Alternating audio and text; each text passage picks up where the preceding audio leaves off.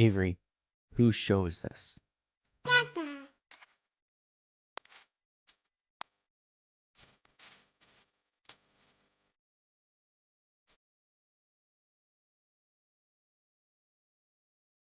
And we're live. Welcome everybody here to the Lakers Lounge. Nope, take that back. One day I will get this right. Welcome everybody to your favorite day of the week.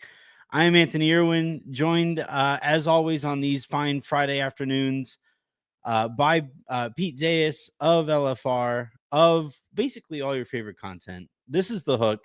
We do these every other week or so, schedule permitting. I was informed in a complaint about these other previous shows that it doesn't really feel like we're talking about the finals, and that I'm not quite after I have been so hard on ESPN for their presentation of the finals. I figured I would follow my own instructions and get the NBA logo in here with us. So Pete, let me know if you think this flows okay. Is that good? Is that all better?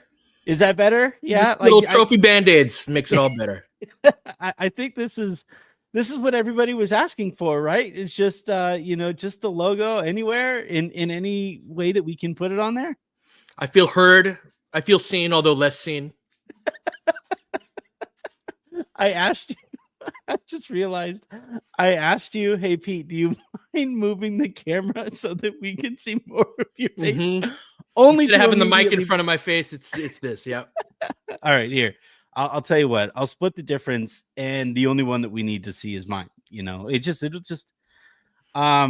Pete, today on the show, we're going to be talking about under the radar options. We've been, I think, to this point, a lot of people have been talking about their favorite center trade candidate, which kind of puts us in this kind of time loop where we keep on talking about. I don't know, I'm sure you've probably done some hits and other podcast appearances too.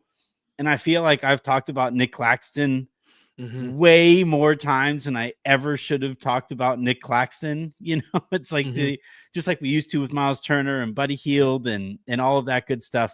So I figured we would find a way to talk about some names that we haven't necessarily talked about all that much. And today we're going to be talking about buy low candidates, under the radar candidates, all of that good stuff, whether it's in free agency or in trades. This is also, Pete, probably the last time you and I are going to talk while the finals are still going. So I want to, we'll offer up some predictions at the end of the show for how the rest of the series is going to go. We'll talk about the discourse surrounding these finals, the basketball itself, and then its presentation. There was a reason I started with those stupid little trophy stickers that we put on the thing of it. But yeah, man, let's first and foremost, how was your week? You holding up pretty good? Yeah, it's been a pretty good week. Strange goings on in the city, but yeah, in the world, it's gonna be an interesting weekend for sure. But yeah, no, doing all right, man. How about you? It does feel like when I talk about the Lakers, that meme of the kid on the swing while there's a fire going on around them. Like, no, I just feel like I'm actually going to be starting a new podcast that's about politics in the world. And really? Like that. Yeah. I can't. It's I know people don't tune into my pods to listen to that stuff, and so I try to keep it off. But yeah. I'm going to be doing that soon. So well, let me know because I have some thoughts. Yeah. All right, so let's go ahead and dive on in though. We'll start, Pete, with trade options because that is still the avenue by which I think the Lakers have to take the biggest step forward, right? Their free agency tools, whether it's veteran minimum contracts or the taxpayer mid-level.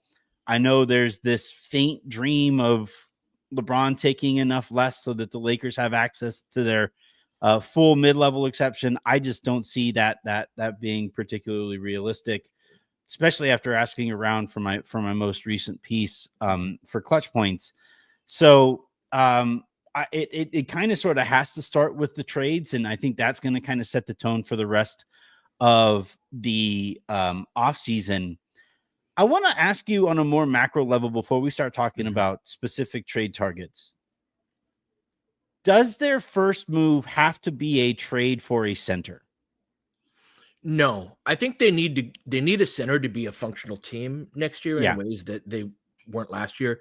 Um, but I don't think it needs to be. And I also, again, I would like us to build a championship team. And if that means that it's going to be not this year's team, but the following year's team, it's like it's way more about getting the best pieces that you can over the course of this year. As we talk about hidden gems, one of the things I remember LeBron's first year when he got hurt on Christmas and the season went sideways. The last 20 games or so were sort of a playing out the string type of thing. But that's where we found like, oh, Alex Caruso is like legitimately not just a two-way guy. He's a good player. And there are opportunities in all of these moments to be able to find those type of guys that's sort of where to try to hit your threshold of like under discussed guys. It's like, damn, that's tough to do in the Lakers sphere. It's like, that's fair, especially a few weeks into an offseason that started way man, too soon. it's getting blood from a stone. So I'm actually looking more toward those type of guys right now, Anthony, as again, I don't think that's the main even centerpiece trade of the offseason, but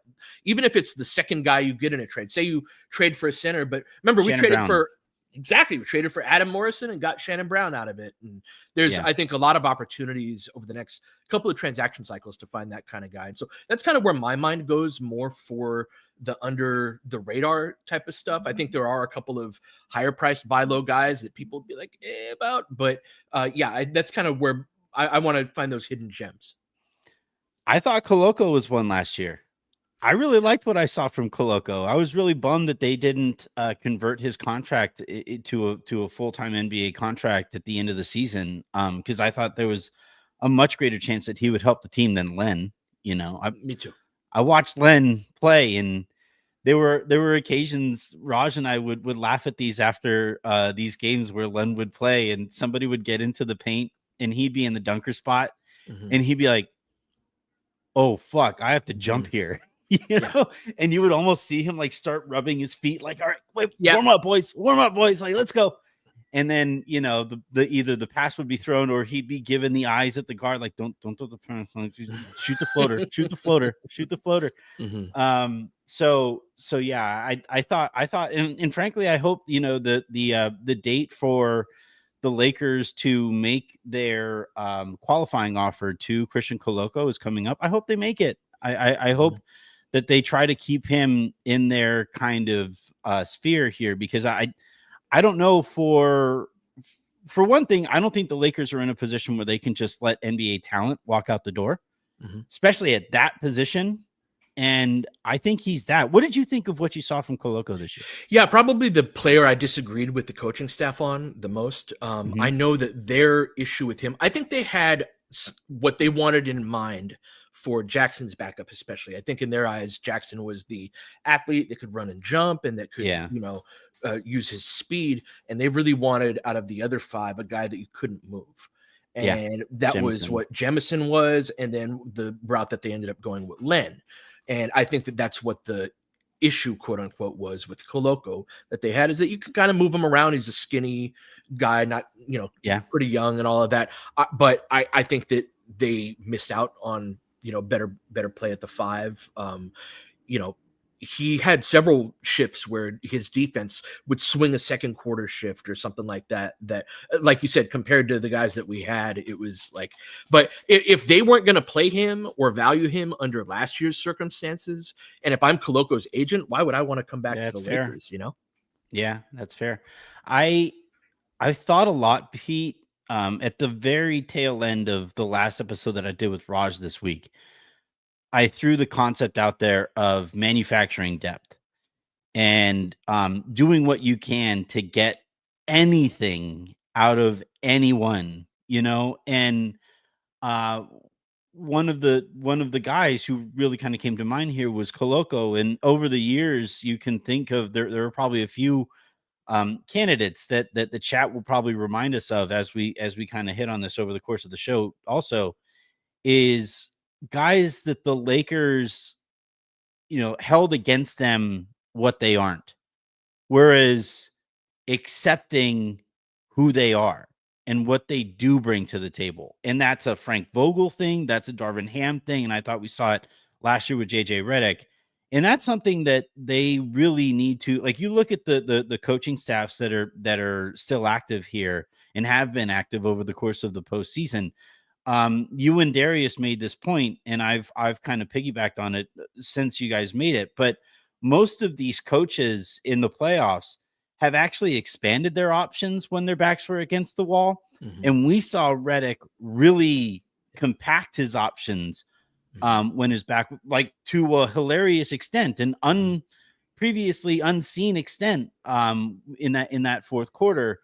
And I think that's one thing that is going to be a box that your coaching staff has to check from here on out, especially in this new CBA, where you can't just write off a player because he's not the guy that you want him to be. Absolutely. And you're going to need, one thing I think is developing that we see with the Pacers and OKC is, how in baseball they've got those middle relievers that they'll come in innings for eaters. 2/3. And no, it's the opposite. It's the specialists, the guys who come in for I like see what you mean. the Like 2/3 of postseason an guys. inning. Yeah. Mhm.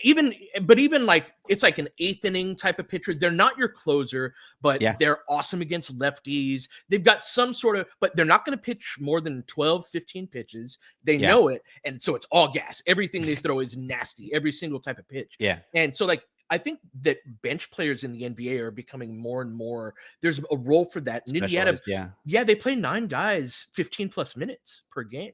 And so they can come in, and TJ McConnell can flip a game, and he only played 15 minutes in that game, Yeah.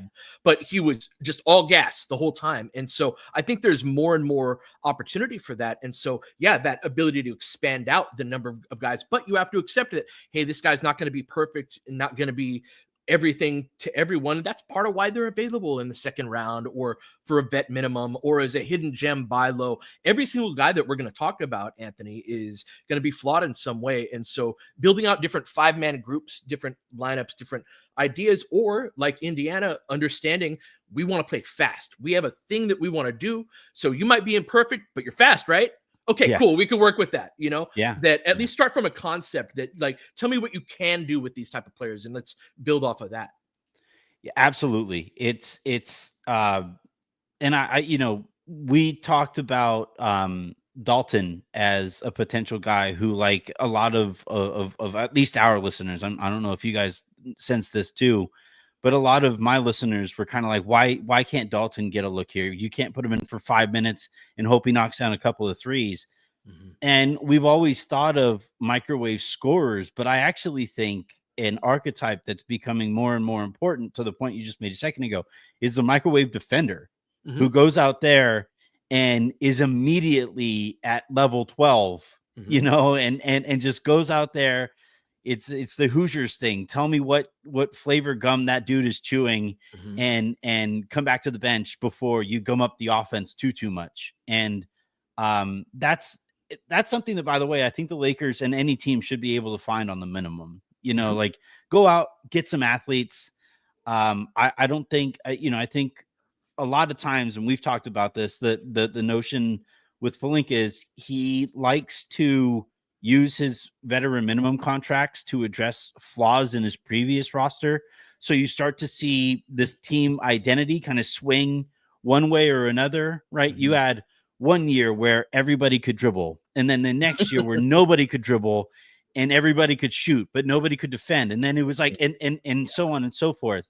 But I think one thing that the Lakers really need to utilize their veteran minimum contracts on is just freaking athletes, man. Like, just get out and go, guys. Yeah, absolutely. And I'd say the scouting department's been good at finding these type of guys in the G League, in the second round. Like, there are a lot of opportunities to find these type of players. They're not just lottery picks or even first round picks. You can find them. Yep. All right, let's go ahead and start with some of the targets that I had in mind. The first one, now, need to start this by saying, or preface this by saying, some of these guys, even though I throw them out there, doesn't necessarily mean that I think the Lakers would actually go for X, Y, or Z. In this case, the guy that I really want the Lakers to bring in is Lonzo. Like, I really, really, really want to see Lonzo's decision making defensively to kind of the thing he is so good at, he's really good at a lot on defense, but the thing that I enjoy watching him the most is being able to know which spots on the court he just needs to stand in that gum up the offense. And if you have him out there doing that, and you have, I think Luka can, when he cares, can do that too. That I think raises your floor quite a bit. So I like him and what he brings defensively. But the thing that I would really love to see is that pre-snapshot ability that he has, where the ball's in the air on his way to him. He takes a quick glance over there. He sees where everybody's at, and he makes his decision like that. It is done. And on a team with LeBron, on a team with Luka, on a team with Austin, that ability would, I think, be really important and interesting to add into the mix. I threw together a trade of like Dalton in expiring and maybe 55 to bring in Lonzo. What do you think of bringing in Lonzo, or whatever package you'd be willing to offer? I love the idea of Lonzo. I would not trade really anything of value for him because of the injury stuff. And only because of the injury stuff. That's something that I've grown a greater appreciation for over the last couple of years. Is it's like, are you actually trading for the idea of a player, or are you trading for a player? And that's the reason why, like, there's no player that you could be like, oh, they're a guaranteed 65 plus game player, of course. But I think with Lonzo, it's been a guarantee that he's not. Is to a point where, like, I wouldn't trade Dalton for him, even though I do think he's a better player than Dalton. That would be, especially his archetype, like that type of guard. And there are a few guys on my list that make a little less than Lonzo do, but are of that, like, he's a guard with great defensive motor, but doesn't, like, he can create a little bit, doesn't need to. In fact, that's maybe part of the reason why he's available. He's not that high end of an on-ball guy, like, as a scorer for themselves. But on a Luka team, I think that you have more of ability to do that. The reason I'm willing to include Dalton here, and boy, my mentions were a tire fire for a couple of days. I'm completely out on Dalton.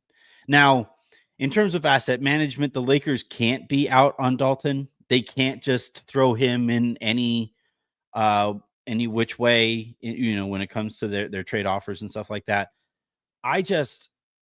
The physical skills are there. The physical talents are there with Dalton.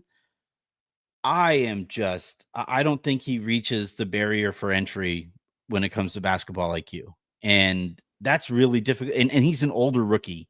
And him struggling the way that I saw him kind of struggle with rotations, with even knowing when a play was for him and stuff like that. That makes me nervous, really, really nervous about what he's going to be moving forward. How do you stand? Where do you stand on Dalton?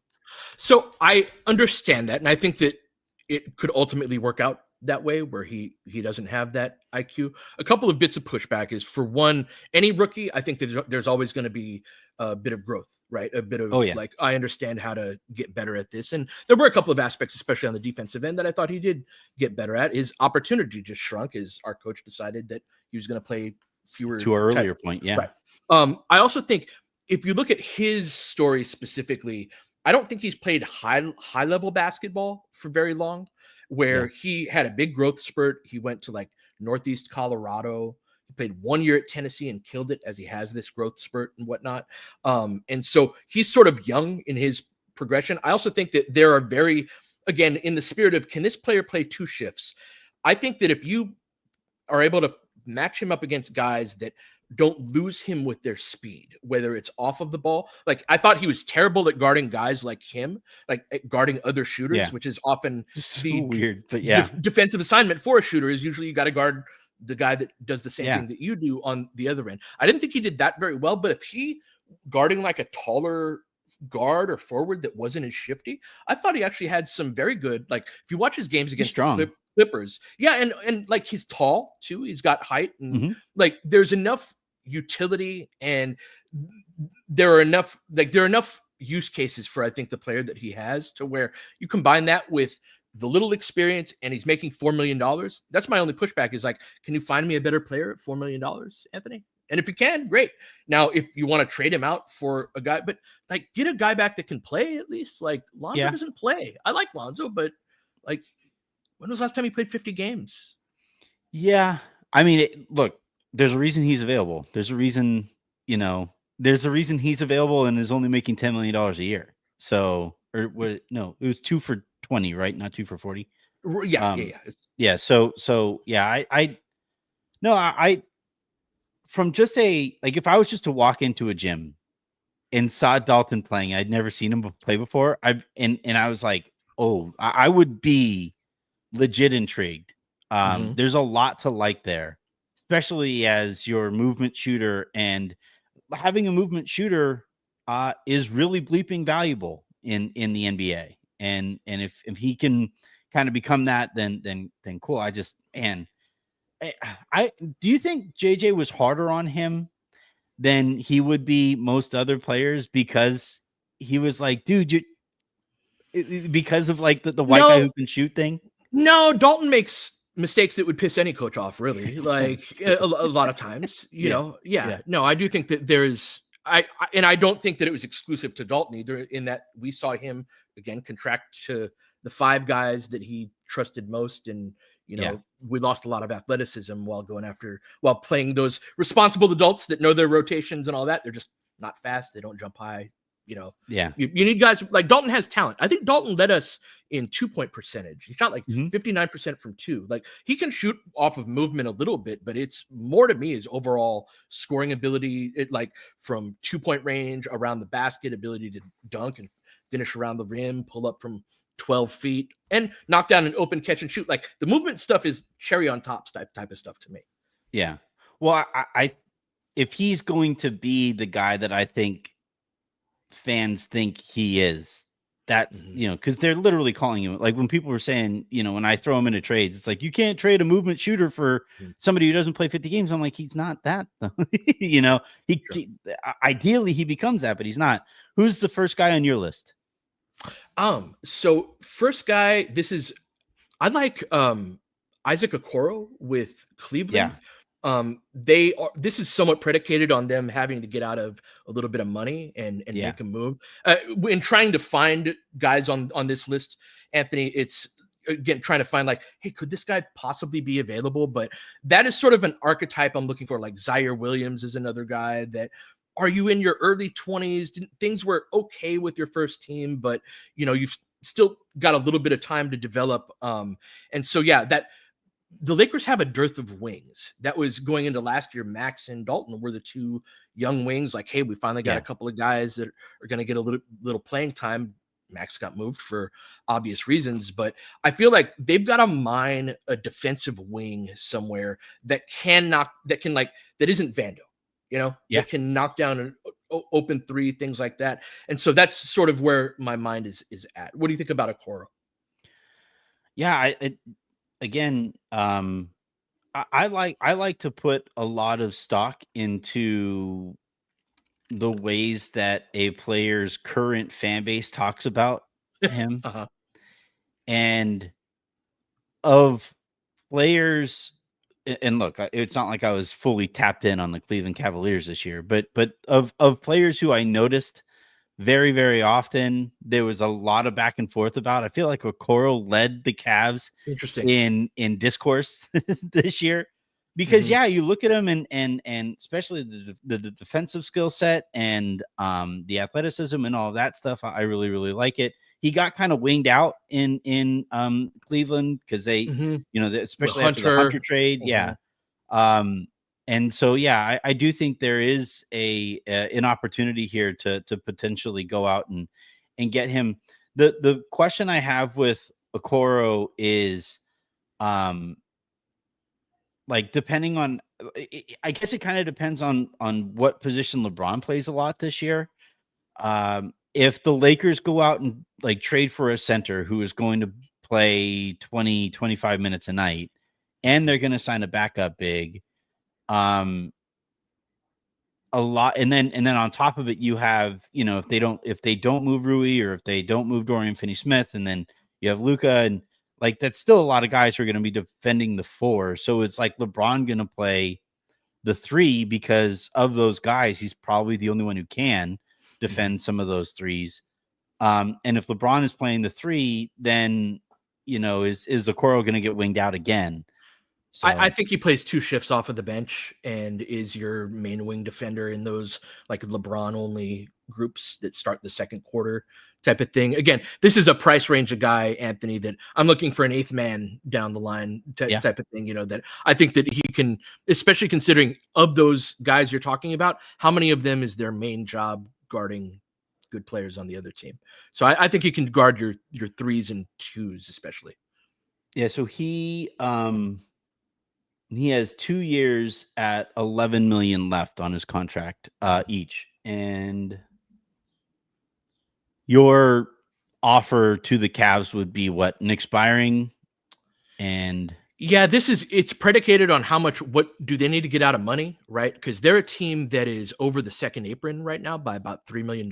That, like, why do you trade a wing in their 20s that's okay, that makes $11 million, right? Part of the reason is money, and they've got a Ty Jerome to sign. And so, yeah, my offer for him is financial relief, an expiring contract and financial. They can have 55, yeah.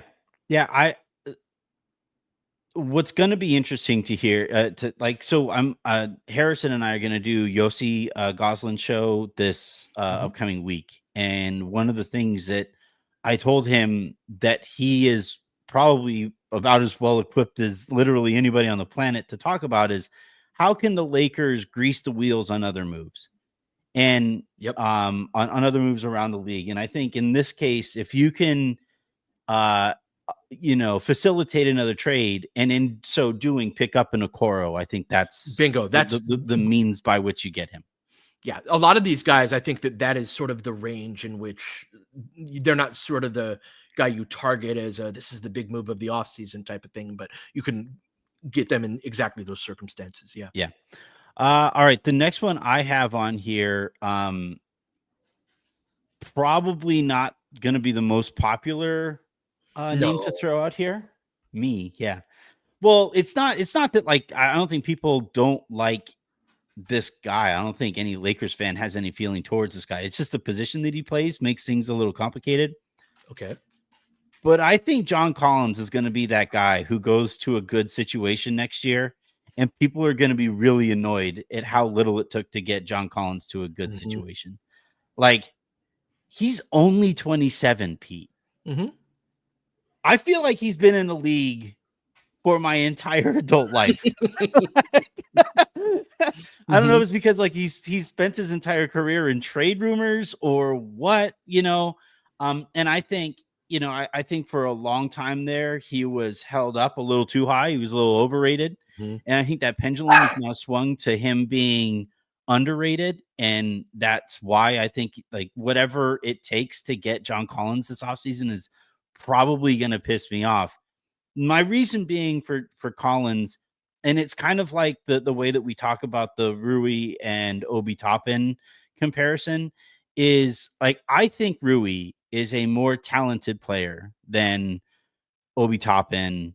Maybe not at, I think he's probably less talented overall than Collins. But the thing with those guys is that the thing that they're good at is a more useful skill. And I think they're easier to just weave into the fabric of a good team. Collins on a team with Luka, who can space the floor and get his elbows above the rim, that's intriguing to me. That is really, really intriguing to me. And I don't think it would take very much to get him. I think he's a super interesting name that, in the context of the rest of the roster, like, it's a lot of money to throw at that position. And he so makes 26 something mil. Right. And he's not a center, right? Yeah. Again, almost all of the Lakers' money is thrown into the front court already. And so this would exacerbate that imbalance. And he's not a defensive center as well. It's like you've spent all that money, but you haven't addressed. However, he would be awesome next to Luka, and that ability to space the floor and hit a three. I also think that there is an emerging too big or too big adjacent. The Toppin Yeah. comparison is a good one where it's like, is Toppin a big? Is he a wing? He's sort of both. I think that's becoming more and more of a valuable position, that second big, that like if you put a lineup out there with John Collins as your only big guy, you're going to get scored on over and over again. But if you have a good defender, and they have that in Kessler and in Utah, I think that you can play some two big groups together. It's just that like LeBron James is in that spot for the time. Like, It's the where does same he problem. play? I just Right? want you to talk, Because like you can't start him, LeBron, and Luka. Like you don't have defense at the 5 spot if that's the case. And so I think everything you said is right, and that he's very much up there for the next guy. Like, oh, they only got him for that type of trade. It's gonna make me so angry. I'm just not sure where that team, man. You're probably right. Part of the reason too that I threw Collins out there is because to the point you made earlier about winning a championship, and eventually getting to championship caliber play. I don't think I've looked at the offseason. I've looked at some of the names that are potentially out there. I've looked at the assets that the Lakers have to work with here and stuff, and the current talent on the team. And it's just it's hard for me to see them navigating those pitfalls and being a championship caliber team this year. Mm-hmm. And if you can buy low and get Collins for nothing, because I don't think it's going to cost very much to get him. If you can buy low and you can get him and then just kind of have him there for whenever the LeBron era ends, I think he's a really, and maybe you just wait and maybe eventually you go out and get him after LeBron is gone, because it makes more sense then because you don't have LeBron on the team. But I do think that there's like, if you could have him next to Luka and with another big out there too, who can also get up above the rim, like that's the lineup makeup that I think is an interesting one. Can you win a title with him defensively making as much money as he does on a Luka team? He's not a great defender. I don't think he's going to continue making that much money. So when does his contract run up? He expires this year. So he's like 26 something. So, maybe look, when LeBron retires, whether it's after this year or the one after that, whenever it is, maybe that's somebody you sign in free agency and you don't have to give anybody up, using the financial flexibility you now have by not having LeBron on your books. I don't know, but I do think if you have, it is difficult. It's part of the reason why Utah was able to tank was because they had him on their books for $20-something million for this much time. But if he's closer to 20, or even if he hovers around like 22 to 25 and the cap goes up 10%, then I think he's a bad defender, but I don't think he's so bad that like he has the athletic skill set to keep up in these series that we've watched so far. Yeah. All right. Who's the next guy that you're thinking of? Well, we'll see if these teams would actually make a trade with each other again. But Josh Green in Charlotte, former teammate of Luka's in Dallas. I think that he's a guy that can change ends of the floors, can knock down a three. It's a sort of, fairly limited skill set, but I do think that he's a guy that we don't talk about a ton that can be that, there aren't a lot of guys that are like low teens that are wings that are like Okoro's at 11, just shy of this as well. Yeah. So they're kind of in that same range, but shot around 40% from three, can again, already has playoff chops. Already has some playoff chops. So I think he's somebody that if they're still we're in different places on Dalton. Like if we move Dalton, I want it to be for a starter, in part because of how little money that he makes. And it's not like Green's on the books for a super long time at a good rate. So I haven't thought out like what would my trade packages be for each of these players, but he's a guy that I think could be helpful. No, I think he's another guy that you get by facilitating a trade. Yeah. Now I don't know that Charlotte is going to be in too many multi-team trades, because I don't think there's anybody on their team I would move heaven and earth and involve multiple teams to try to get. So that makes it kind of difficult. But right.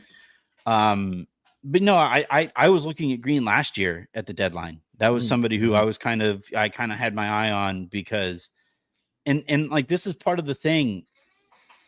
One of the key steps to this exercise for me is find shitty teams and find bad organizations, because Yeah. that's usually where you find these really like these buy low guys.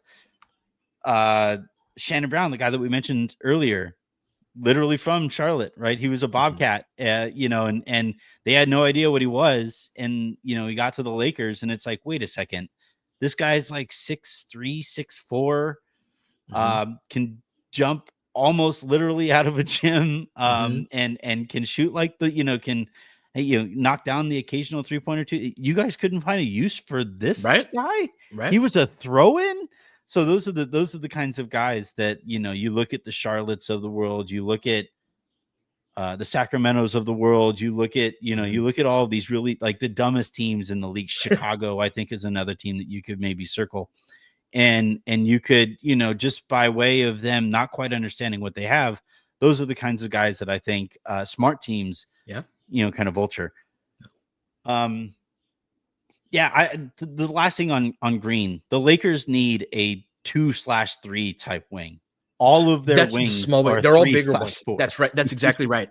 That's a big reason why I'm targeting that type of guy. And I see in the chat, Dark Galaxy, asking about Matisse Thybulle. I think that's an option too. If a couple of years ago, I would have been like, no, we've got Vando at home, but he's improved as a 3-point shooter. Thybulle has. And so, absolutely in that same bucket. We had a game against them earlier this year where the game plan was like, oh, just leave him open. And he just hit made one after another. He's gotten better at that, and 27, 28 years old. So should be on our radar for sure.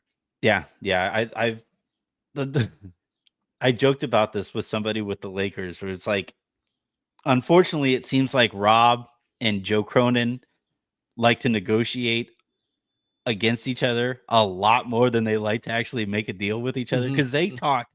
They like of the front offices that the Lakers are in contact with, it seems like Portland is pretty high on their list. They talk to those two guys talk a lot. When I was in summer league, on a few occasions I saw Rob and Joe walk in the hallways there in Vegas, and the whole, like, every time I saw them, they were like, just like, you could just tell that it's like, yeah, I can do this, but I won't do this. And it's just like, the protections on a second rounder would stop all of these stupid deals and stuff. This actually speaks to a point that I think in most of these positions, Portland being an example, the Lakers are going to be reacting to the plan that team wants to execute. In that Portland has, if you look at their roster, they've got like, oh, I like that guy. That guy's all right. But they don't really have a team. They're sort of in this in-between spot of just collecting talent that whatever direction they decide they want to go in, like, okay, these are the 3 or 4 guys that we want to have as the main core that we build around. These other guys, we're going to use them to get the other 3-4 guys that we need, but it's going to be dependent upon their decision in the first place, There's a lot of talk about, like, a lot of the action from this offseason is going to take place in the run up to the draft and on draft night. And it kind of makes me wonder if there's going to be value on the other side of the draft then. Everybody's going to be kind of exhausted. They'll be smoking their post acquisition cigarettes, and you just kind of be like, hey, that wing you got over there, what do you think? And the other thing too is I feel like every year we see the market reset, and the first trade that happens this summer is going to be really interesting to see if that's the market setter, if it's going to be a continuation of kind of where the market was before.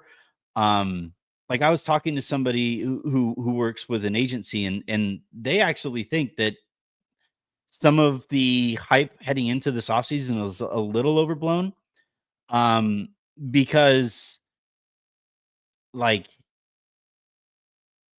everybody is kind of aware of where the market should have been all this time. You had like the complete overpay of Rudy Gobert, and then you had it kind of swing back the other way where the Lakers were able to get somebody like the fact that the Lakers got Rui for, I think he was still in his rookie deal, right? When they traded for him. It was his last year. A lottery pick wing on his rookie deal, even though it was the last year of that rookie deal, for not a first round pick. That indicated to me, it was like, oh, okay, we're going to see a shift in the market. It's going to go back in that way. And then I think we're kind of seeing it stabilize a little bit more after those big waves. I think one of the first moves of the summer is going to be KD. So I guess we'll kind of see what comes out of that one. Next guy on here, I'll scratch out Mark Williams because I was going to make the joke that you kind of made with Josh Green, so I won't say Mark Williams again. Jonathan Isaac is on my list. My concern with him, frankly, Pete, is several layers deep. But well, my thing with him is some guys who a lot about their leanings, if they remain hurt for a long time, it makes you wonder if part of the reason they're hurt so often is because they do their own research, kind of a deal. Where are you going with this? And I'm nervous that Jonathan Isaac is one of those like WebMD guys who's just like, no, I don't need this. I don't need that. Like, I'm fine. And that's why he's just never been healthy for a long time. But in terms of like the kinds of centers, you take all of the nonsense out of this equation. And I know for some people they can't, but in terms of what the Lakers are kind of looking for from a big, he checks a lot of boxes. And I don't know if maybe, Orlando has been, I think they just extended him this last year. So I think he's cost controlled here for a little while as well. But I like Jonathan Isaac, the basketball player. Jonathan Isaac, all the other stuff is kind of difficult to fathom. But where do you stand on him? I mean, a lot of people like Jonathan Isaac, the basketball player, one of the most talented defensive players in the league, capable of playing that 4 and 5 position, played some small ball 5 for them and some forward spot, as well. But between that and the injuries and, I don't see LeBron signing off on him due to the other stuff for a lot of reasons. But yeah, very talented player. There are certain guys around the league and the Lakers will look the other way on some things and not the other way on others. But on him, I'd be a little surprised. But I understand the basketball argument. Yes. Yeah. Well, that's the thing is that like it just kind of depends, because the Lakers have had their share of psychopaths before, and look, there's some shit that the Lakers are willing to look past that it's like, you guys were ready to employ Jason Kidd as your head coach, and we know what's in his background. Political leanings compared to what's in Jason Kidd's background, to me, like if we're taking all that into account, eventually I just land at, are you good at basketball? Can we start there and kind of work from there? But the injury stuff is a real concern, and again, the leanings leading pototally to impacting his availability, literal availability, where that's where you lose me, Anthony. You don't think so?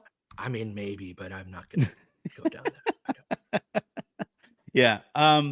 Another part of this too, just as a quick sidestep or side point, the Lakers, if they are going to be able to buy low on almost anybody, especially players with injury histories, they have to really invest in their medical team, their physical therapy teams, that like all of those non-capped positions.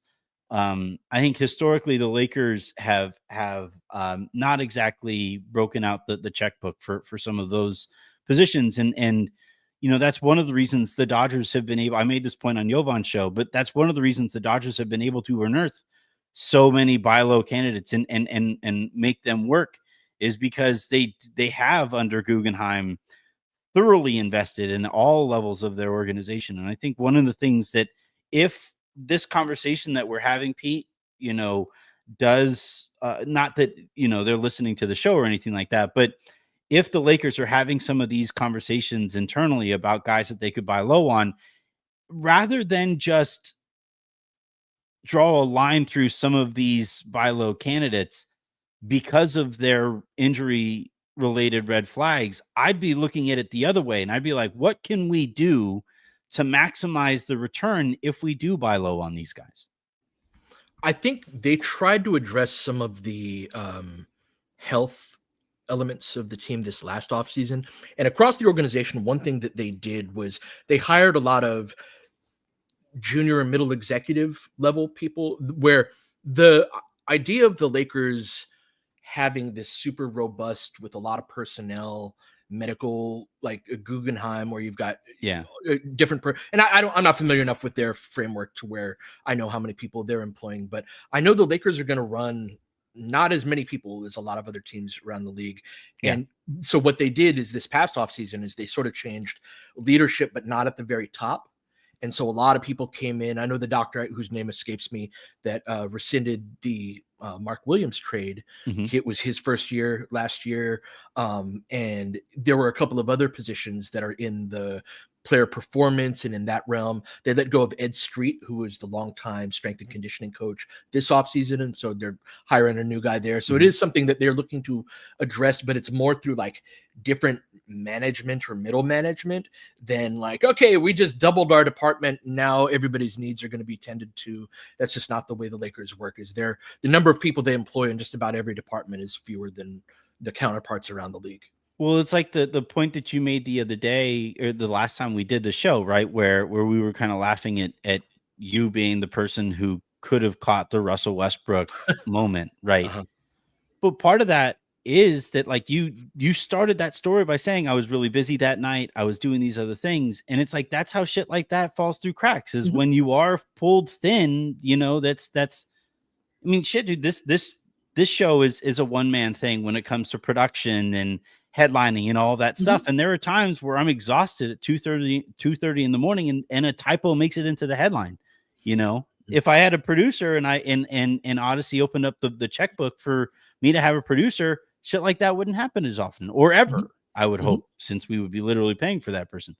But yeah, that's one of those things that, like, I'm not saying that somebody's hamstring injury isn't identified. It's never anything drastic like that. But I do think that, especially in this new CBA where everybody is operating under, like, we're going to arrive at a place where the vast majority of teams are going to be operating under the first apron, and and teams that go even close to the second apron, I think, will be kind of the outliers.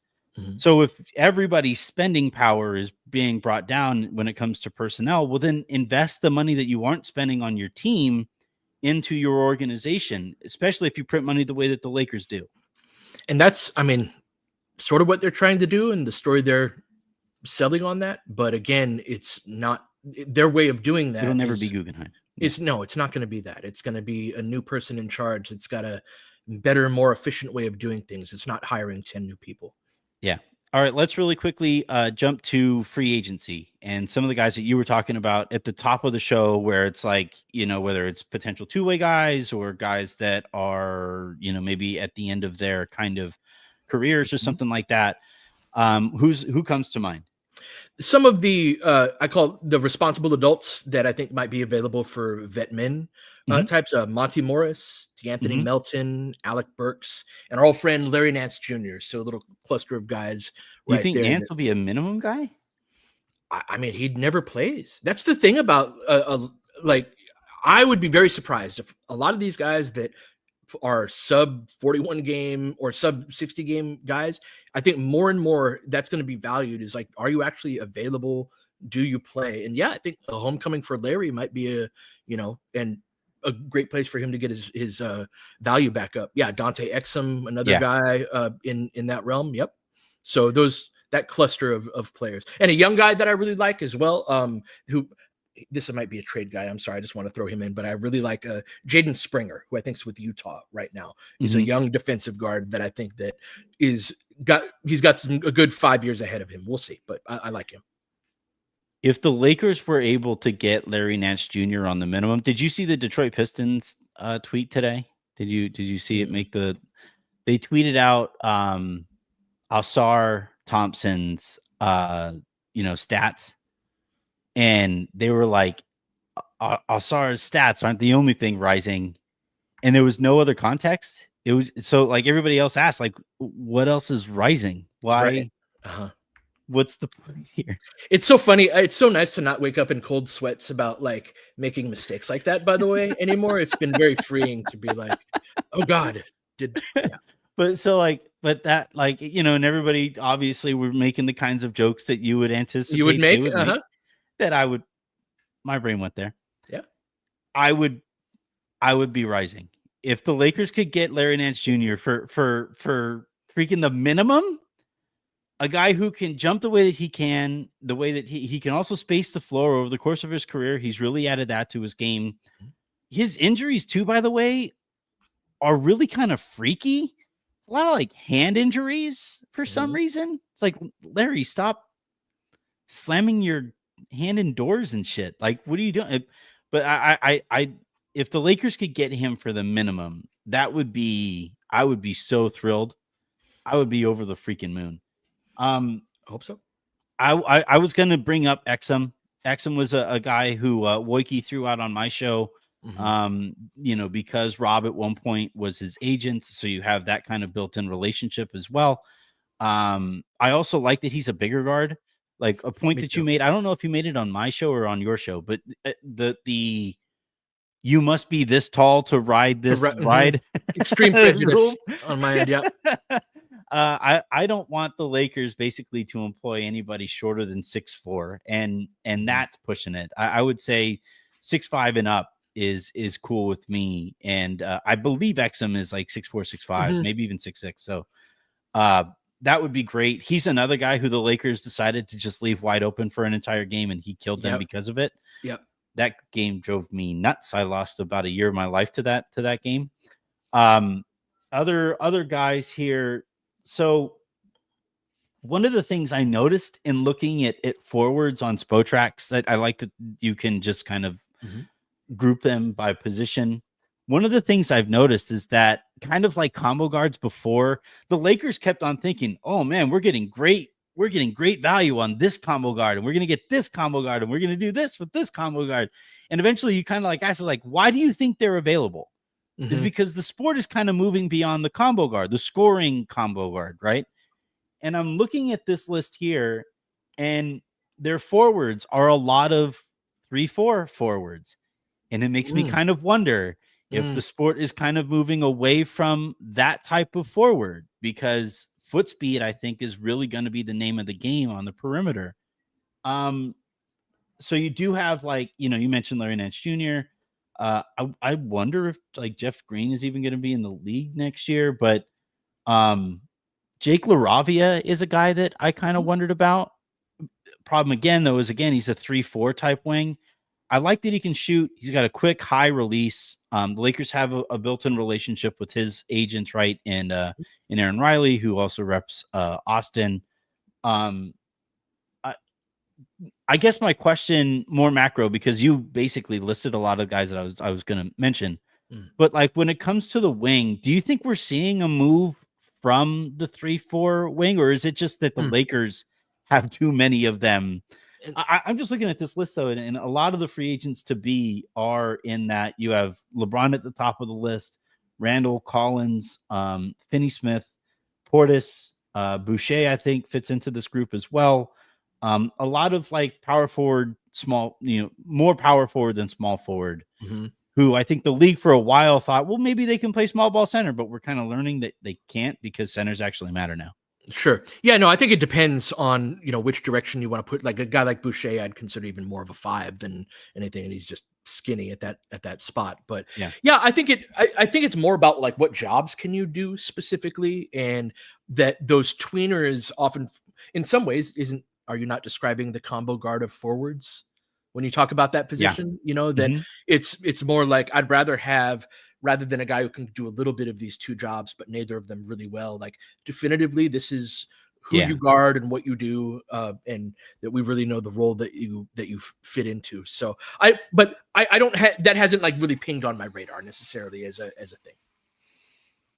I do think we are like the master of none players are going to be kind of more difficult to find roles for, because of what you're talking about. Because like, basically, if you can, in this new CBA, if you can get a Larry Nance Jr. on the minimum, then that means that a lot of guys' prices have gone down. And at that point, if prices have gone down and you can get legit players for your minimums, then you're probably best off getting specialists with those minimum spots. You were asking about like, hey, if there's a lot of activity leading up to draft night and on the draft, are you going to lose some value in that window afterward? And one thing I would say is I think that there is going to be value in that musical chairs where somebody doesn't get signed, and it is, I don't know if it's going to be Last Larry year's or trend. somebody else. That, Yeah. like with Nance, I don't know if he's going to be available for the vet min. I don't know what any of these guys are going to get. But what I do think is going to happen is there's going to be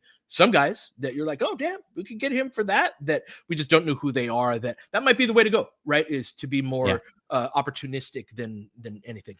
Yep. All right. Let's go ahead and get you out of here with some finals. Like, who do you think wins? OKC, Indiana.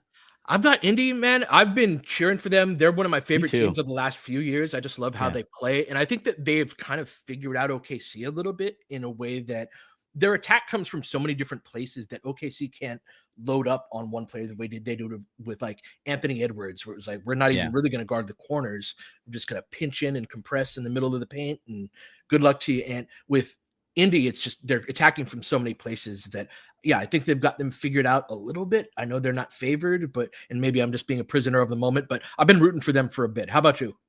Well, look, OKC started the series at minus 800, and I think the last time I looked, which was I think yesterday, so it might have moved again, but I think they're at minus 250. Still a pretty strong favorite. Wow. So it's interesting. I want to say Indiana.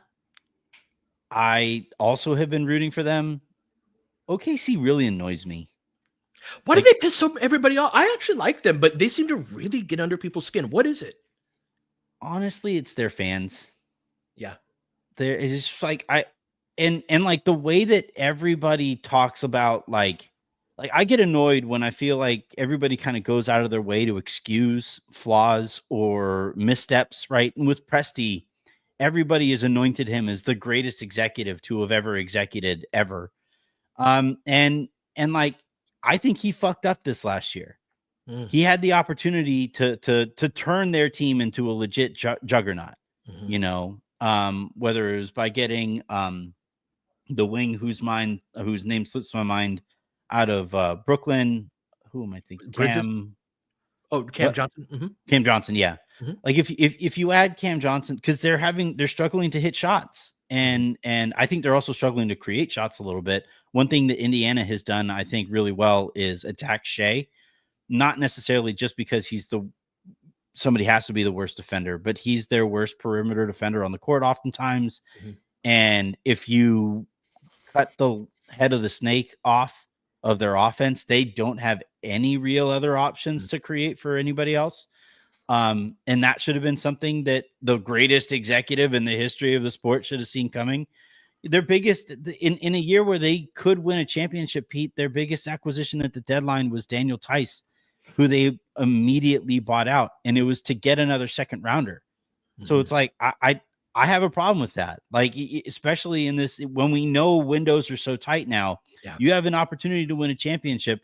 You win by 50. If you can win by 50, you win by 50. And the way that everybody, if I make that point online and all of like the NBA hipster Twitter just, snidely cast aside that criticism because it's Sam Presti, that annoys me. So I don't know if it's necessarily about the Thunder specifically. Mm-hmm. I also think they're kind of gaming the system in fouling literally every play and flopping literally anytime they get touched. That annoys me a little bit. Like Lou Dort is like the most physical defender at his position. But if you set a screen on him, even if it's legal, he's going to do that thing where he gets hit by the screen and then dives around it, hoping that he gets the moving screen call. That stuff, like the flopping when you play really physically, annoys me. I don't know. You like them though? I do. I really like Shea, and I know he annoys people, and he plays into the foul merchant, right, and all of that. But like just the footwork and that, I like their level of the whole. Everybody shows up for their interviews. They've been working toward the same goal for a long time. That there's a lot about them. To like. Yeah, there's a camaraderie and a like. I think they take basketball very seriously, and I really like Shea's mentality. He's a guy that if you hear him talking about improving. Like he says he seems very driven, and so yeah, I like them. I think that also said, I totally agree with you on Presti, and the main transaction that I had an opinion on was Siakam. I thought that they should have made the move for Siakam instead of Indiana. I know that's a couple of deadlines ago, but it's sort of an interesting, like, oh damn, that's who they in the always finals. Yeah. like going into this offseason again, it's like, yeah, if OKC gets involved, on X or Y guy, then the price is just completely thrown off kilter, and it's like, yeah, but they won't. We know they aren't going to. So why do we, and maybe this finals, if they, either winning in a closer series than it should have been, or if they don't win, maybe that changes their approach on some of this stuff. But like their window, this is going to be like a third of their championship window, because Shea's about to get paid for being the MVP. Chet's going to be expensive. Jalen Williams is going to be expensive. It's going to happen really quickly. And the 1 year that you may have had your best opportunity to go out and win a championship, you acquired Daniel Tice at the deadline. That's on you, man. Like, and that's something that he has to wear for a long time. And, even the James Harden thing, people try to excuse away. And it's like, yeah, that was an ownership thing. A good executive explains to ownership that, no, we really probably shouldn't split up these guys, So anyway, I have taken up too much of your Friday afternoon, Pete. Thank you very much for hopping on. These are always a blast. Anything that you want to plug before we get you out of here? No, man. No, everybody have a good weekend. Be safe out there. Happy Father's Day to you, Pete, and to everybody else who is celebrating it this weekend. As I say every single weekend, but especially weekends that feature, events and stuff like that, please be safe. Please Uber if you're going to be getting after it. Please, stay the night if you have the ability to stay the night and you're drinking and stuff like that. Like, I just, everybody who goes out and has a good time this weekend, do so safely. And I will talk to you. I probably won't talk to you on Sunday. It's Father's Day and I'm going to be enjoying it. But on Monday, I will do a Mailbag Monday for you guys. And yeah, Pete, thanks for everybody, and have a great rest of your weekend. Make somebody else's. Hit that subscribe button, like button, all the nice buttons, and we'll talk to you next week.